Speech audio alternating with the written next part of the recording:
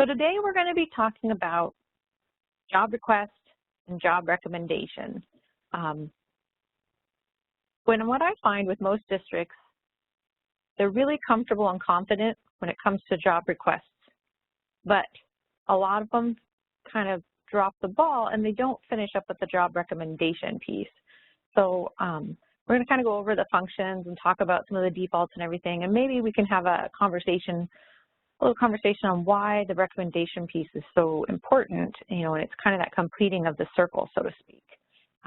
So same rules as always. Please feel free to ask any questions if you have them. Like most of you are mute right now because I have it set to mute you automatically.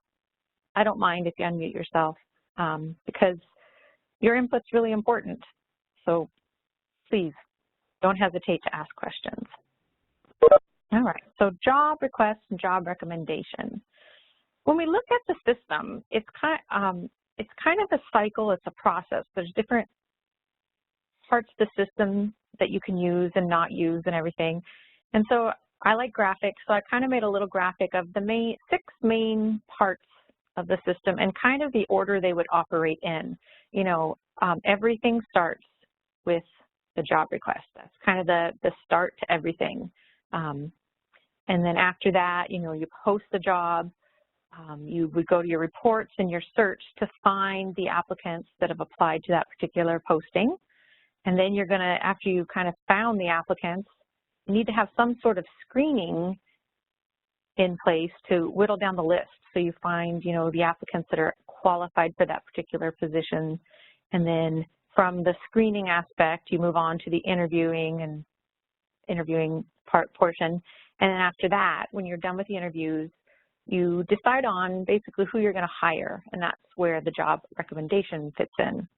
So if we look at this as a process, and this is very crude, I know, this is kind of what it looks like in essence.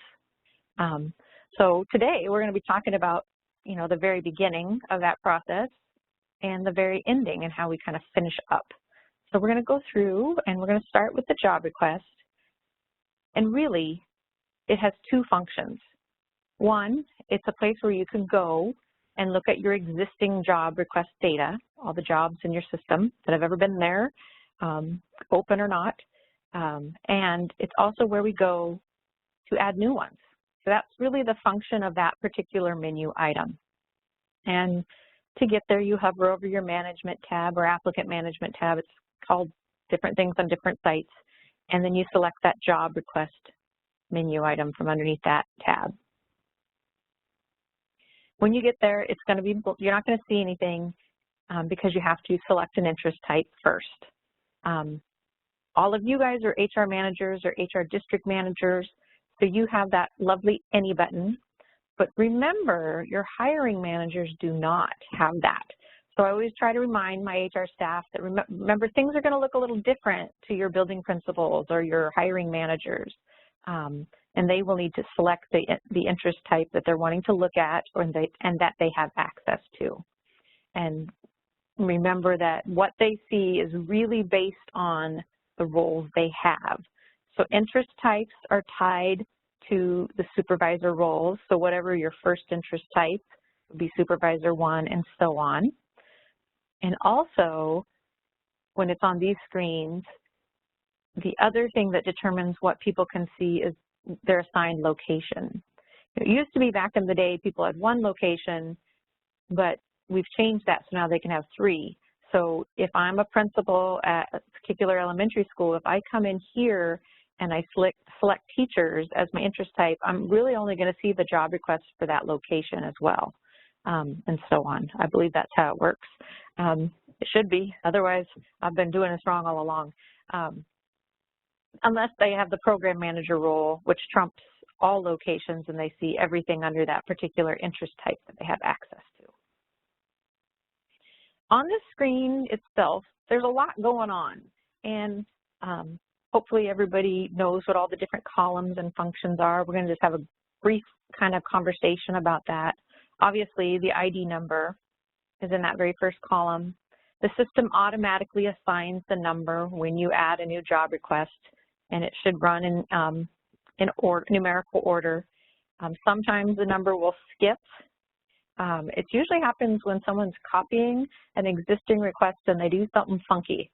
If you don't want the numbers to skip, email support right away and we can do a few magical things to reset that counter. So I just like to throw that out there. That's, sometimes that happens.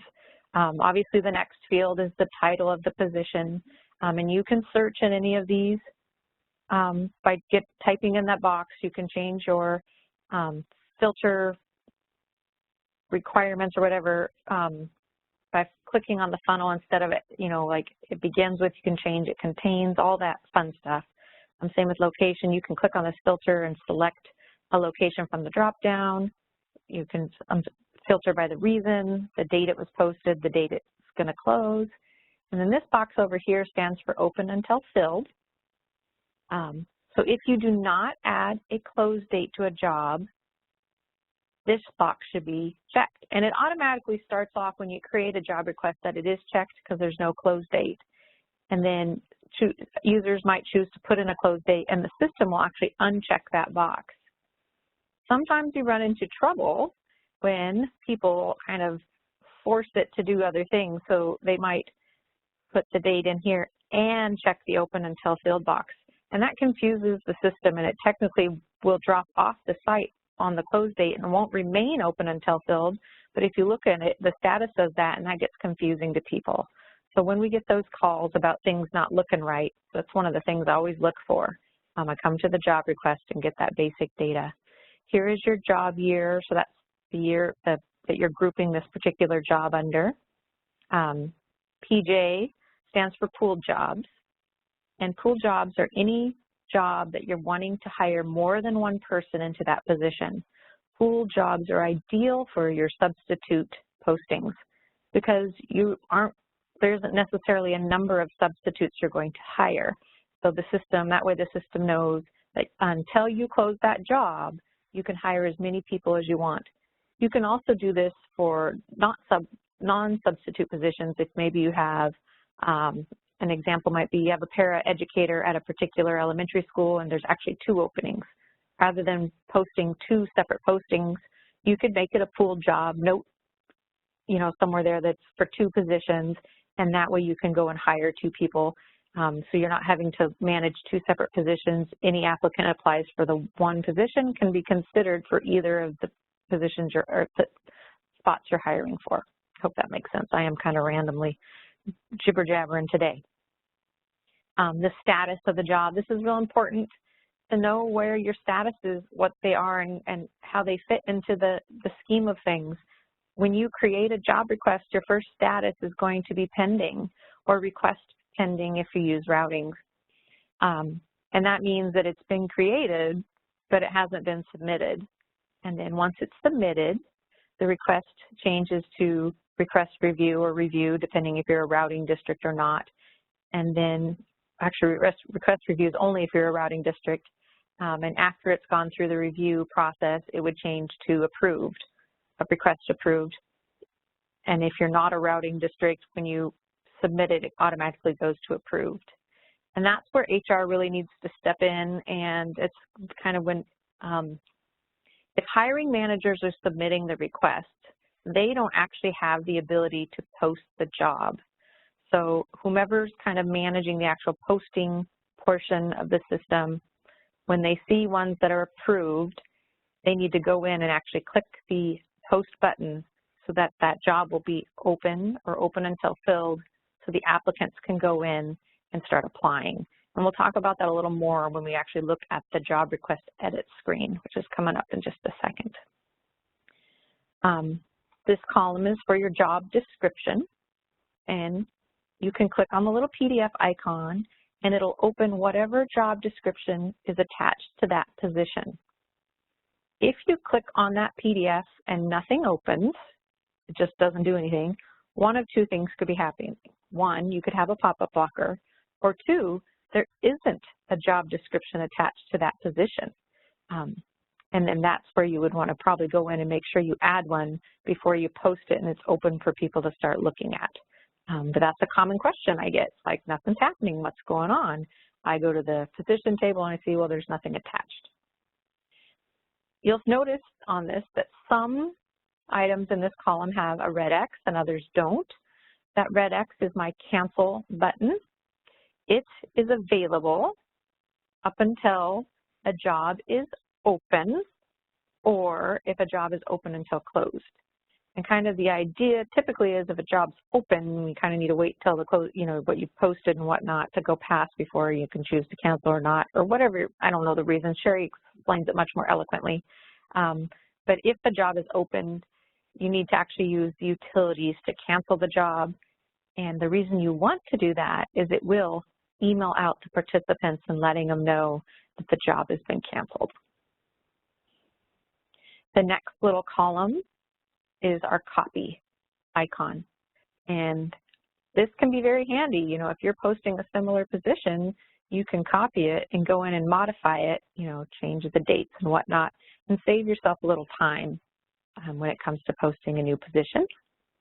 This column right here is a place to add comments specific to this posting. If you do add comments, it'll light up in green so that you'll know right away that there's something attached to that job. And multiple people can add multiple comments, and it's going to tell you who added the comment.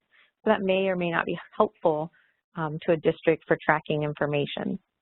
And the last column only shows up if you are using routing with your job request. And we'll talk a little bit more about routing in just a second. So that's kind of what it looks like on this screen. I think you guys are all familiar with that, but we forget things. Actually, on the next screen, I have, a little more detail about all those columns, and I'll be sending out my PowerPoint to everybody so you have this as a reference. There's another portion that's available, but I don't think many people use. When you're in job requests, up above the list of things, there's a button that says request log. You can click on that, and it creates this little PDF report that gives you a quick summary of all your jobs. It's going to have the ID, the name, and some of the information that's actually found within the job request edit screen. So that may or may not be helpful for you. All right. So to add a new job request, you have two ways to do it. One, you use that copy button, copy an existing one, edit and submit it. Or two, you start from scratch by pressing the Add a Job Request button. So just a quick pause. Anybody who has the job request role, HR administrator role, HR district administrator role, or system manager will have access to that Add a Request button and can, in essence, add job requests. So if you want to give someone the ability to add job requests that isn't an administrator, doesn't have the HR administrator role, you would do that by giving them that job request role. Okay. So when you open the job request, this is the first top part of that page. And on my example here, I have opened up every possible default there is just to show you what's there. You may not have all these turned on, and we let districts kind of choose what they use and what they don't, but I just wanted you to be aware of all the possibilities that are on this screen. And you guys should hopefully know how to do this. We start by picking the interest type. When you do that, under the positions will be all the interests that are associated with that interest type, or the positions and the interest type. And you'll go through, if you use routing, the routing as column or fields will show up. And just a reminder, existing means, is this an existing position? Like someone retired and so you're replacing an existing position. Or is this a new position, meaning like new to the budget? And some districts have different routing based on the type of request. An existing position might have really simple routing, but if it's new to the budget, they might want to include the, your fiscal department in that. So that's why there's a difference between the two routing options. We need to know where the job's going to be posted at, so that's why we have a location field. It's a drop-down to match up with the locations that you've added, which is also handy if you're a multi-system district where you use PD or volunteer or employee records, because that location table is a shared table But that way we're keeping consistent data throughout all the systems. The next field is the type of job. So is this going to be a temporary position? Is this a substitute position? So it's a way to track that data so that, you know, and down the line, if you need to do some reports of some sort, you're able to give an accurate picture of the type of jobs you've posted over a period of time. You know, how many were regular or continuing positions, how many were temporary. Job year. There is a default, and I'm going to show you at the end how to change your job year to the next year. We have a default, so it automatically puts something in. You can always change it as you go. So if you know, like, this is for the following year, you can go ahead and type over it. So you're not locked into that year, but we add the default to try to make it a little easier, especially on our hiring managers. We give you the option to post when the job start date is. This is not mandatory, so you don't have to put it in, but it's there. End date is another optional field. If it's a temporary job, it should probably have an end date posted, but any regular position might not. You know, if you're hiring a teacher, kind of the idea is you're going to hire them and keep them, hopefully, if it's a regular, you know, like a continuing position. So that's why that end date is not a required field. And the next is also optional, the next two fields. You know, if you want to tell them what time of day and when, you know, kind of the work day, start time, end time, you have that ability. That'll show up on your job detail report, and even some of the more detailed, like how many months, hours, any FTE, and even the days of the week that potential new hire needs to know about the job. The next field is the reason. We like to track, why are you posting this job? And that lets you keep track of things like, well, someone retired or someone changed positions. And districts get to set up what those reasons look like. And if you find in your drop-down that you're missing something or something's not being used anymore, we can help you go to the lookup tables and either add new items or inactivate things so they're not showing up in your drop-down and driving you crazy anymore. Your system's a database, and you put data in the database so you can select it as an option. So just remember that. Anything that's a drop-down is linked to a table somewhere in your database. Let's go, and this is the middle section of the job request on the next slide. You have the option to turn on a field where you track the person that you're replacing, and anyone with the employee role will actually show up in this drop-down field. Or if you don't want to go and find them, because if you're a big district and have lots of users, you could just type their name in instead. We also give the ability, if you want, to track the replaced location. So like I said, this is the default that can be turned on or off. You have to have a post date. The system needs to know when you want to post this job. And it's important to know what date you're putting in there. We give you the ability to go ahead and put stuff in ahead of time so that it won't show up until that post date comes and goes, or shows up, whatever, how you want to say that. And I get a lot of calls on that. People will call and say, I posted a job, it's not showing up. And I'll say, well, what's the post date? And they're like, oh, next week. That's why. But we try to make the system flexible. And some people are like, I know I'm going on vacation next week, but this job comes out on Wednesday and I want to get it all added, approved, everything ready to go. And then the system will magically have it show up on that date. So that is why you get that option and why it's required. Close date. You only put data in there if you have a close date. Otherwise, it's going to automatically default to open until filled. A lot of times the buildings don't know your close date, so I would train them to leave it alone and let HR handle it, or however your process works. Here's where you get to decide if it's a pooled job or not. So if you're going to hire more than one person into the position. If you have your employees loaded to your system and you want to post internal postings, you would check that box. Only applicants that also have the role of employee would see that job opening listed under the job openings tab once they log in. So that's one way to use the system with your in-district postings. If the big caveat is you have to have your employees in the system and make sure they have that role. We have a box it's called Do Not Post, and basically what happens when you choose to use that feature is once you add your job request and you check that box and submit it, it goes straight to closed because, or when you post, you don't really post it, I guess I should say, it goes straight to closed because you don't actually want to put it up on the web for people to apply for. It's just a way to add a job, and add information and maybe hire, you might already have someone hired for that position, but it's a way to have a record in the system of the job and then be able to add the job recommendation for that particular hire.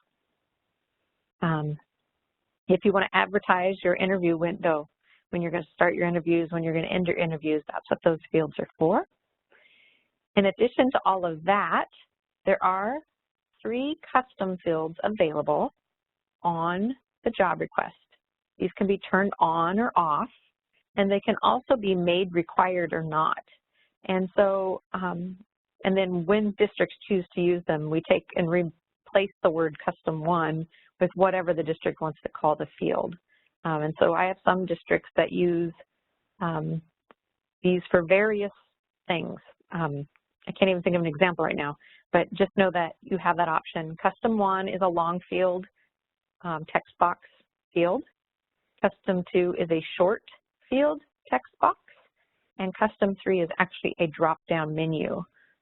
So you could load up your data and your users could select from the drop-down options that you provide them. The last part of the job request screen shows your preferences. The way the preferences work is applicants create an application. While they're working on their profile, after they select their interest types, they have the ability to select their job preferences. So the type of positions that they're interested in, then the district, when they're posting their jobs, can advertise postings with those preferences. So if I've gone in and I'm interested in being a paraeducator and I've selected a bunch of the different paraeducator preferences, and then the district comes in here and they decide to post this job and advertise it to their pool, and they select the different preferences. If I have one of these preferences selected as an applicant, the system will email me and let me know that a new job has been posted on the portal, and that if I'm interested, go ahead and apply. So that's how preferences work. You don't have to use preferences, but that is how that's kind of the idea behind the preferences portion of the job request. We give you a spot inside the job request to have any notes as well. It's kind of similar to the comments on the outside, and districts use this as they need to if they want to use it. And then lastly, we have a field for additional information. So sometimes you just need to add a little more information that's not necessarily on the job job description, but you need to let them know. So that's where we give districts an opportunity. When it comes time to set up your site, we talked to you a little bit about what we call the job detail report. So when applicants go and actually view your open jobs, there's a little PDF icon. And it looks a little different for everybody, but basically they all get the same idea across. It's a way for you to advertise your position.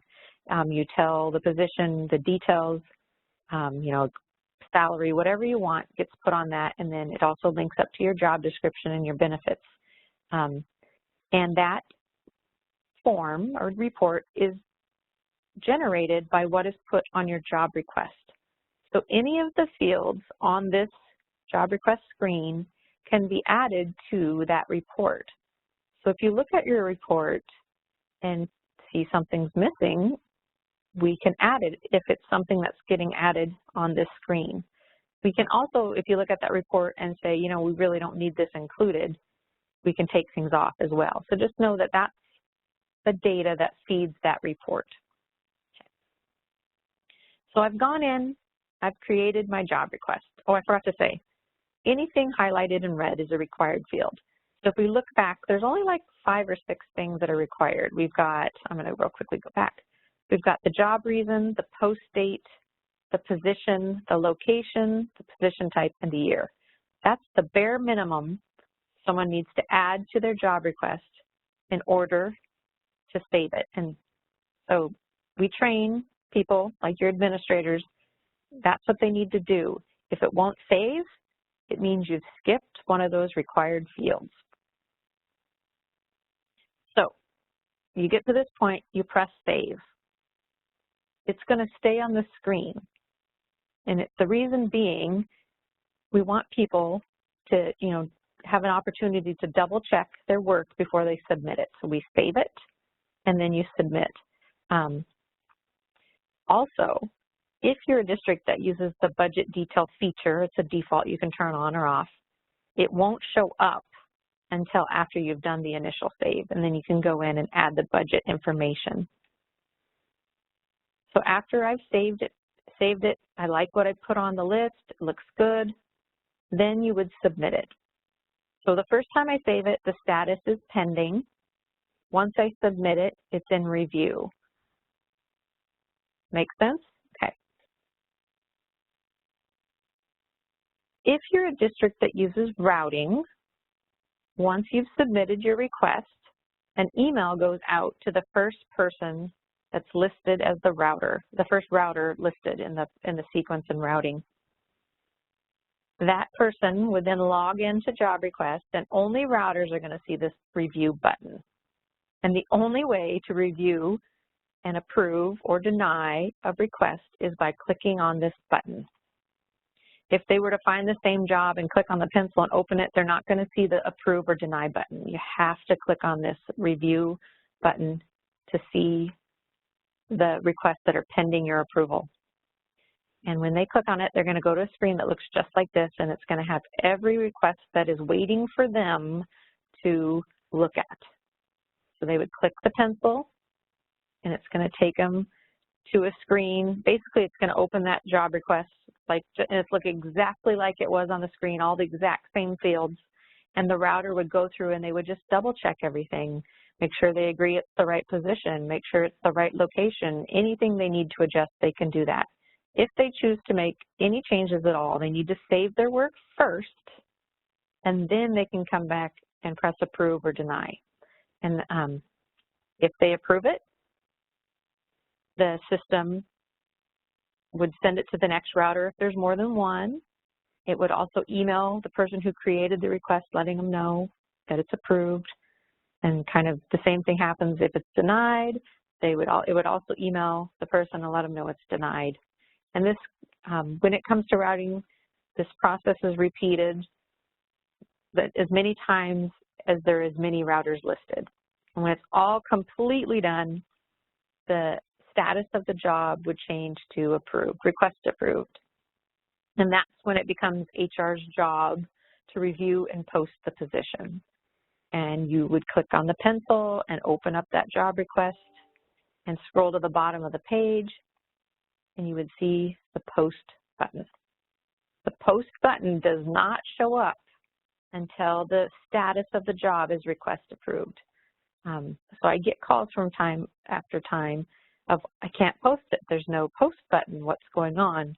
And the job is usually in, request pending or request review. So you only see the post button once it's gone through its process and it gets to the right status. When you press the post button, the job will change to open or open until filled, the status will, and that position is going to be visible on the job openings tab if the post date has passed or, and if you selected any preferences, those preference emails go out at the time you press the post button. Okay, hope that makes sense.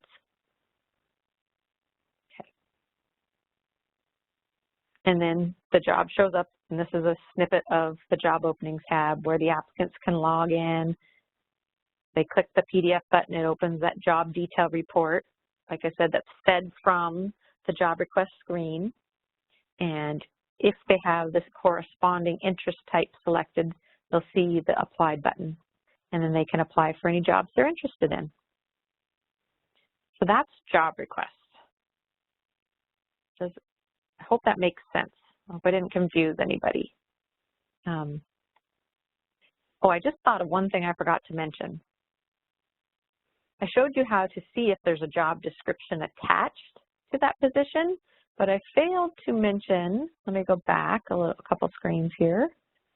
There are two ways. So when you open that job request, if you have the role of HR admin or HR district admin, you can load a job description here as well as in the positions table. We do not let hiring managers load job descriptions. We want that to be kind of an HR function and that you control what's getting added to the job. So that, just a side note, that's how that works. Okay, I think I covered everything on job request. Now I gotta get back to where we were. Okay. So people apply, you've done your screening, you've done your interviewing. Now it's time to submit a recommendation for hire for your chosen applicant.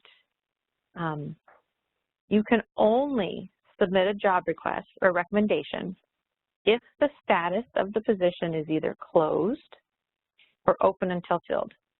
It will not be an option. That particular job will not even show up in the drop-down if the status is open.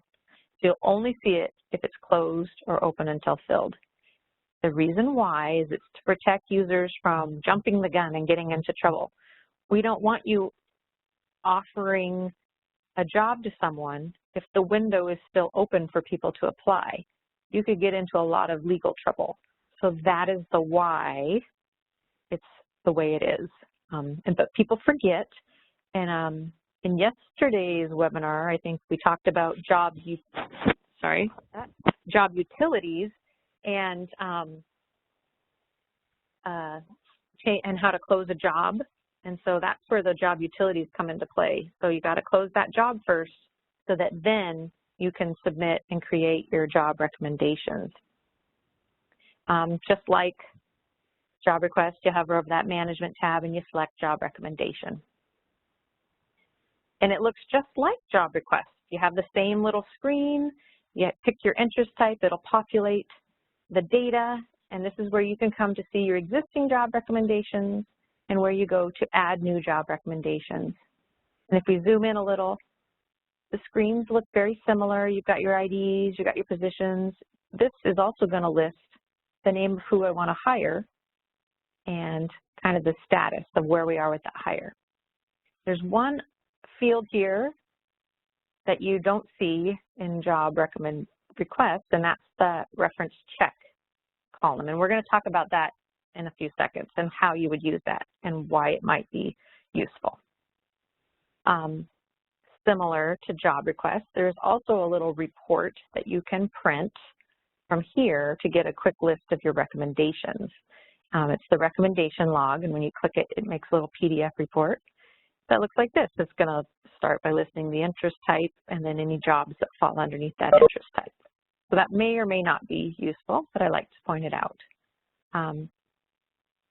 In job recommendation, the only way to add a job recommendation is by pressing the add button. There isn't a copy because recommendations are different than requests. We copy requests, but we can't copy a recommendation because you should be hiring someone different usually. And it should be usually there's usually, unless it's a pooled job, one hire per job, so to speak. So we press that add a job recommendation, and it opens this screen.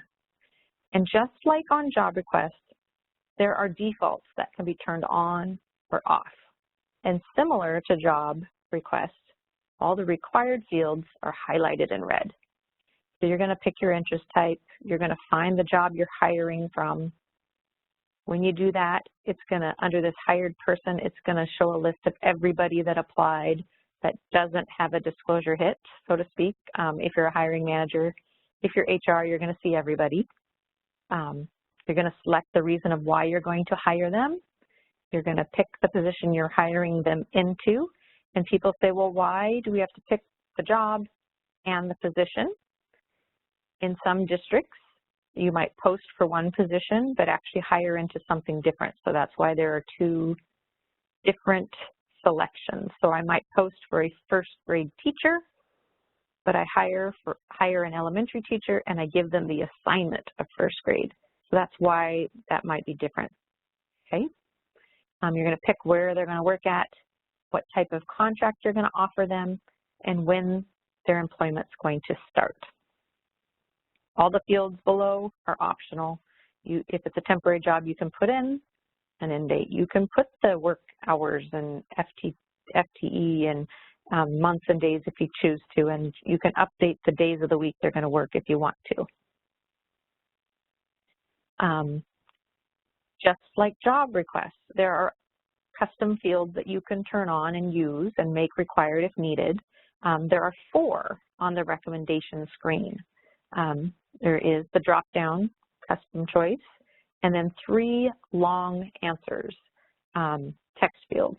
And we have districts that use these a lot. I have one in particular that has changed it so the requester has to put in some information they track, like they make them enter their interview team, and they have a series of questions that they've put under the custom field name that their hiring manager has to complete, and they make them required so that they can keep some of that data that we're supposed to track when it comes to hiring people. Just like job requests, the first time through we press the Save button, and it stays on the screen so that we can go and we can review it, make sure everything's correct, and then the assignment information will show up. And optionally, you can add, if you know or want to track here any specific assignments. So like if you're hiring a high school teacher, science teacher, you could give them an assignment of biology on first period, and if you wanted. It's completely optional, but some people like that option. Once you've saved it initially, then the Submit button will show up, and you would press the Submit button. And just like job request, if you're using routing, it'll start the routing process. There is another optional thing that you can choose to use, and that is the reference check. And so after you've created your recommendation, you can add your reference check information for that applicant. So, you know, this is who we want to hire. So now I need to go and start calling references and verifying information. And if you want to keep that electronically attached to the applicant, this is one way to do that. So we've got the column called reference check. If there's no data listed, you're going to see the caution icon, little caution symbol, similar to file screen under job or applicant screening. And once data has been added, it changes to the little file folder icon. You can still click on it and keep adding, but that's just so you can visually know if there's data or not. So you would click the icon, and it's going to take you to a screen like this where you can go and you can actually add reference data. So I can go in and put the name of who I'm going to contact, if they have a title, who they work for, phone number, and all that, and save it. And when you save it, it's going to look like this. Then I'm going to have my record. And if I want to open my electronic reference form, I would click on the word reference check, and it'll open whatever form you have attached to that position. And these forms can look like whatever you want them to. And the big difference between reference checks and reference forms is reference checks are tied to position.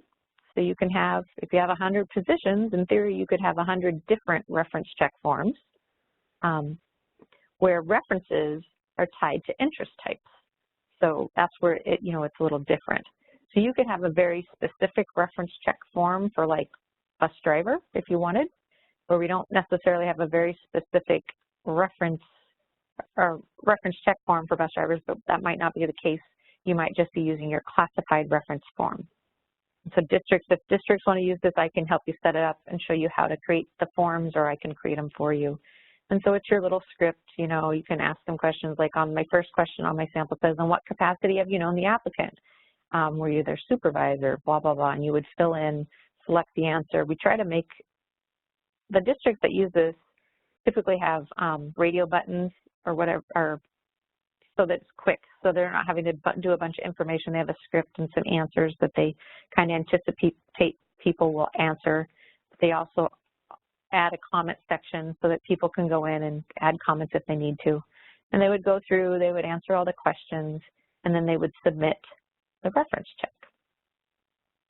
And after it's submitted, if you go back to two screens here, hold on, here, I could come and look at a completed reference check form by clicking on the little PDF icon. And it'll open the form and all the answers that were selected, just like our other system processes. And then that lives with that applicant.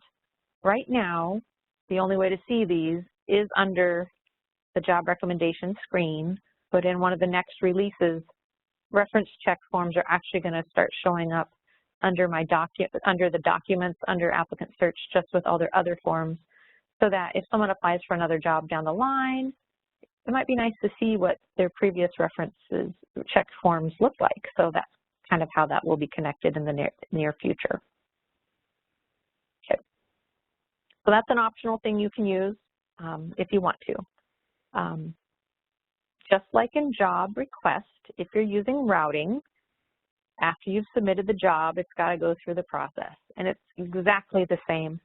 The router logs in, they click on the review screen, it takes them to the list of all their recommendations waiting their approval. They would click on the pencil to open it.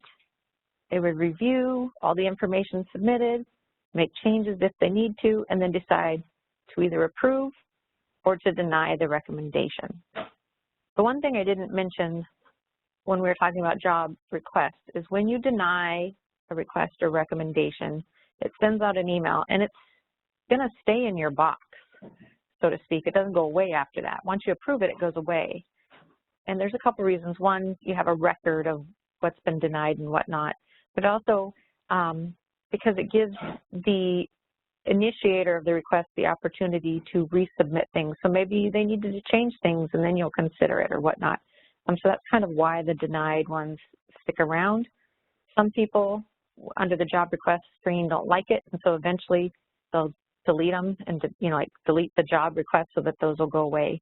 And if you're using routers and have questions about that, talk to either Deb or myself, and we can advise you on how to handle those denied requests.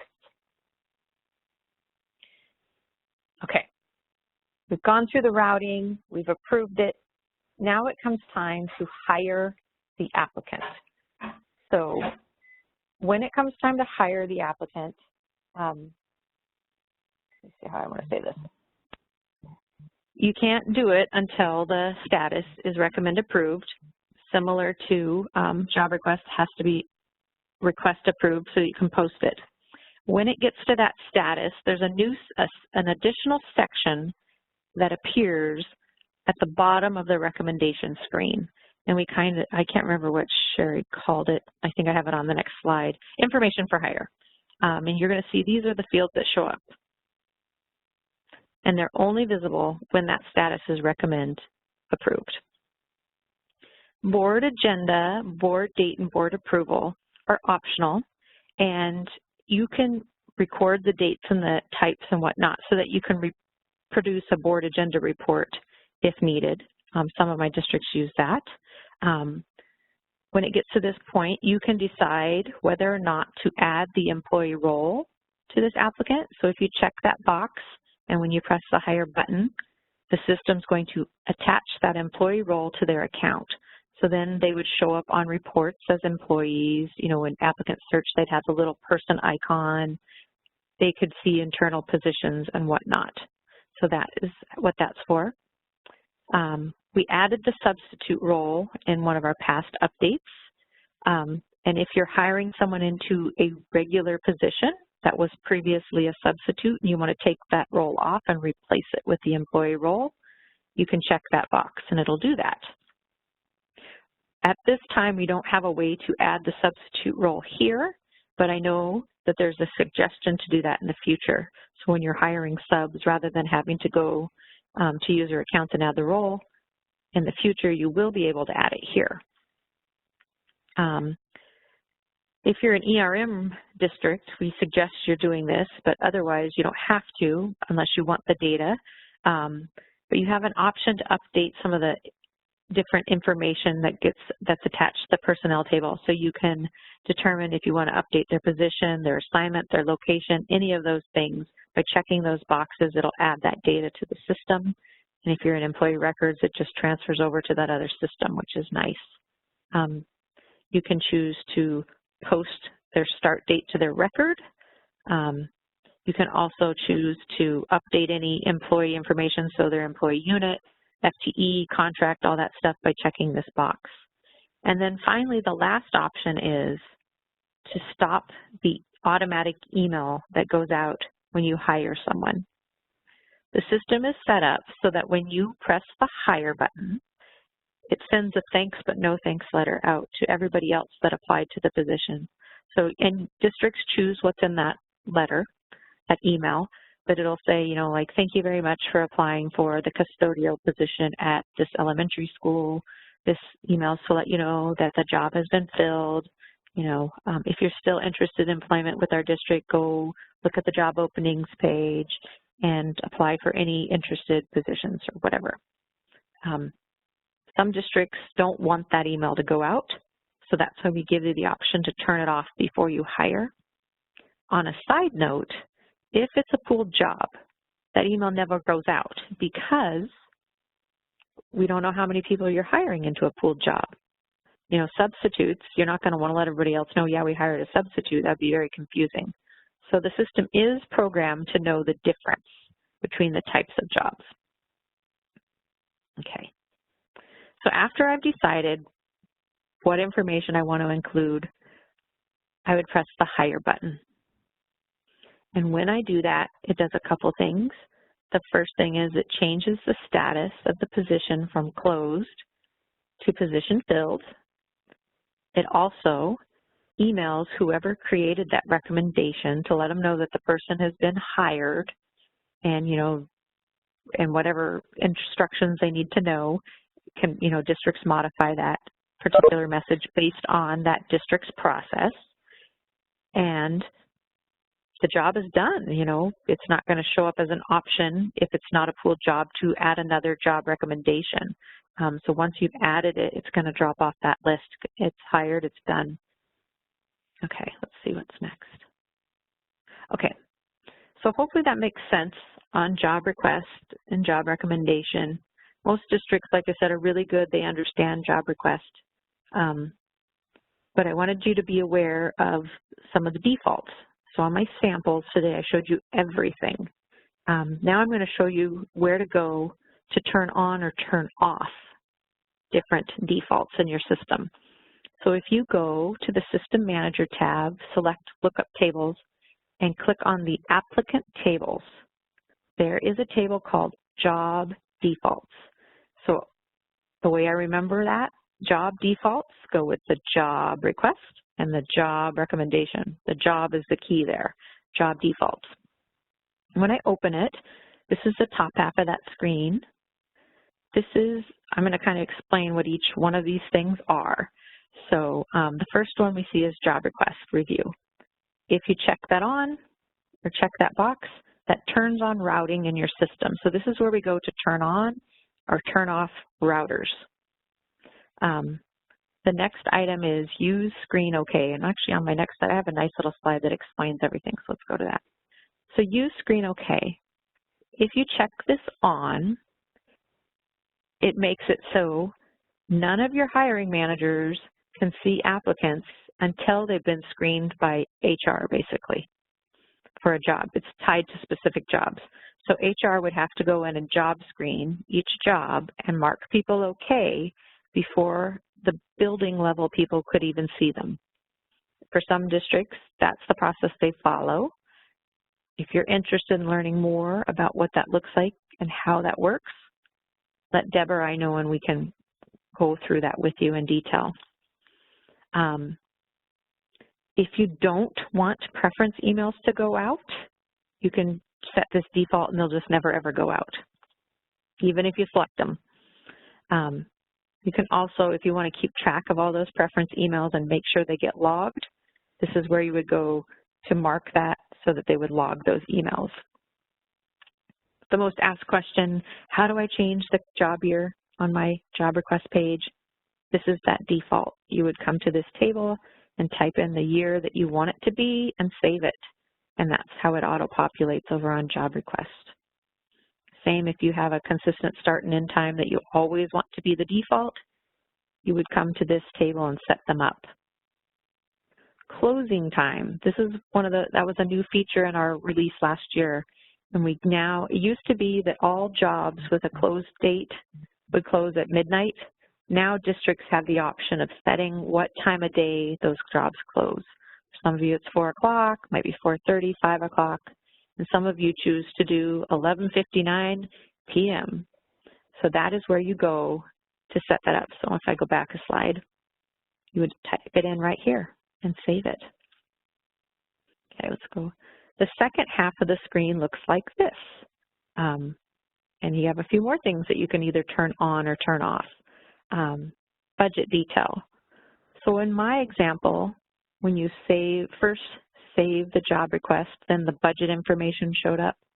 If that's not something you're going to ever track or care about, you can turn it off by making sure it's unchecked or checked. You'd click it to hide it. Sorry, I said that one backwards. You would check that on this screen, and then that would not show up on your job requests.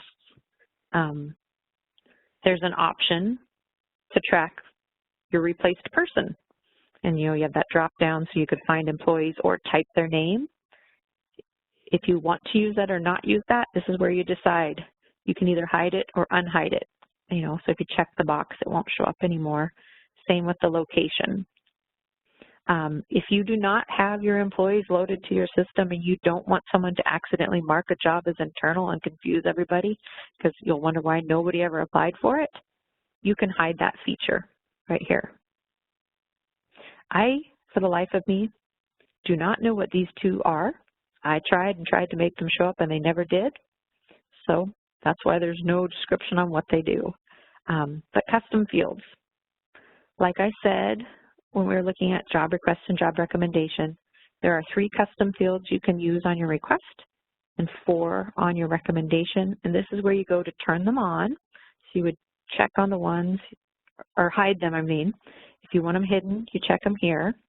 And if you want to make them required, you're going to check in the box next to it.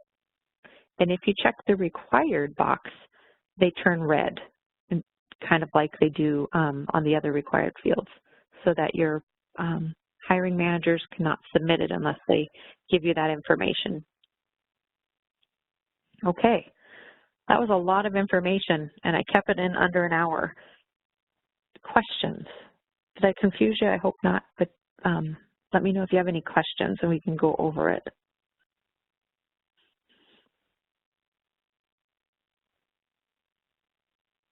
Yes, Stacy, what's your question? Okay. Oh, Stacy has a question and so does Allie. I'll read Allie's question real quick. Allie wants to know where to go to change the custom field labels. So that is part of, the page language, under System Manager page language. You would select, I'm just going to go and show you. Let me go and broadcast my screen real quick because that's a good question. I'm on a random site, but you would go to page language. And if my mouse works, I'll show you.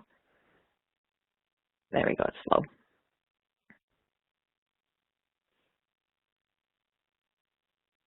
Eventually it'll load, I promise. This is why I do PowerPoints, because the internet's unpredictable on a WebEx. Let's see if on my other site, is it going to go there? Okay. You're going to select jobs, because it's job request and job recommendation. And if you want to relabel the recommendation fields, you would find job recommendation edit. If it's a job request, it's job request edit. And then you're going to go find those custom fields. I'm going to find one down here. They're in a weird, they're not in the order they show up on the screen, just to let everybody know. It always takes me a second to find them. Should have done recommendation, there's less fields. I will get there eventually, I promise. Well, I must have passed them. Anyway, you'll find it. It'll say custom 1, it'll say custom 2, and you can go in and type in your new title. On this site, we might be using them, and that's why I'm not seeing them. But does that help? I hope that helps. And Stacy, you had a question. What was your question? I think I can unmute you. What was your question, Okay. Stacy? Can you hear me now? Yes. It was on the job request, I believe the internal box, and about the not posting, those two right there. So if we have a job that we don't want to post outside, we just click on that internal box and then click also on the do not post, and it will record the post. So I just wanted to just double check that that was correct, that I understood that. Okay, I'm going to go back to that slide if that's helpful. Yeah. Give me just a second to scroll far enough back. If we have a job that we just are going to post internally, or slide somebody in there. So if it's internal, but we want to and you want your employees to be able to sign up for it, apply for it, but just employees, then you would press internal and leave it at that and post it. Okay? Okay. So, because if you press do not post, what happens when you press do not post is it creates and records the job request, but it skips over the open or open until closed, and it automatically goes to closed. Okay. So the idea is we've got the record, but we don't actually ever put it out. It's never posted for people to apply for. We just need the record in, so then we can go and we could use job utilities, and we would assign someone to that job, and then we could go and put a recommendation for higher end for that job. Okay, perfect. That kind of makes sense? I just wanted to double check that. Thank you. Yeah. So there are two different functions. I have some of my districts that track everything. So even when they give someone a supplemental contract, they have a job request tied to it, and those they don't really post. So that's where that do not post kind of comes into place, so to speak. So they'll create the supplemental contract for whatever they're doing, do not post, and then they'll go attach the person, and so that they have the whole, because they want the data, they want a record. So that's kind of the why they're two different things. Okay? Okay, thank you. All right. You're welcome. Anybody else have questions? All right. Okay, well, so thank you guys. Yeah. Yeah. Okay, so I'm just going to jump to the preferences and just make sure I understood. When you click on the preferences, the system will automatically email all the people that have put those preferences in, correct? Yes. Yes, except for people who choose to opt out of receiving preferences. Perfect. But yes, so if I've selected classroom, a paraeducator classroom under my profile, and then whomever creates the job request also selects it, when the job is posted, I'll get an email letting me know that job is posted because it matches up preferences. But like we said, some people don't want those emails, so under their profile they have the option to opt out of getting those, and they check that box, so the system skips over them. It also skips over archived applicants. So when you archive people, so we're not flooding old applicants because, with a bunch of emails, sometimes they get cranky. So that's how that works. Does that help? Yep, that's perfect. I have one last question if nobody else does. Yes. Go for it. So for substitutes, when you go to the job recommendations, for our substitutes, I'm going to the traits, and I'm putting in that they are an approved, classified, or certificated substitute. Yes. But is there also another place, do people use the job recommendations to hire for substitutes for that job? When you click on that, like the pooled position, does that make sense? I do have people put a recommendation for every sub they hire through their pool, just so they keep track of it. So you can, or I have districts like you just add the trait/event and a date, so then they can pull a record of who they chose to be a substitute that way. Some do both because they want to be able to pull reports under applicant search and applicant reports, and they still give them traits and events, but they also add a recommendation. So they're kind of covering all bases, so to speak. But it's really kind of, everybody does things a little different, but I do have a lot of districts that also hire their subs through the job recommendation just so they have the data. You know, they know exactly when, what school year, whatever they need to know. Okay. Yeah. And like I said, down the line, where the plan is to be able to add the substitute role from that screen. So if you're hiring people as a subs there, you can add that role and whatnot. And some people have been asked about adding traits through recommendation. I don't know where that is in development, but that may be something that also happens down the line. You can pick which traits to add to someone when you hire them.